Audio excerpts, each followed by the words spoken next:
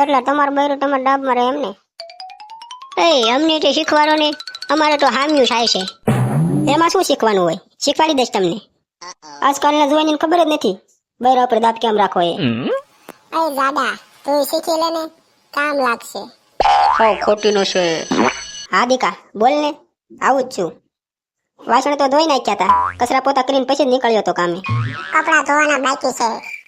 હા એ આવીને ધોઈ નાખી, આવું જ છું હો. હા પણ મને ખબર જ છે અત્યારે ગરાગારે છું દીકા, હમણાં પહોંચું છું હો. રસ્તામાં જ છું, આવું જ છું. 5 મિનિટમાં ઘર ભેગી ના થાવ.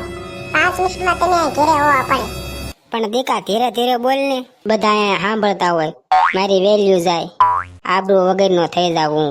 તું કે ને એમ જ હું કરીશ ઘેરે આવું ને એટલે હો. હા તમ તાર રાંધી હું નાખીશ હો ને. લવ યુ દીકુ, બાય, રાખું છું હો.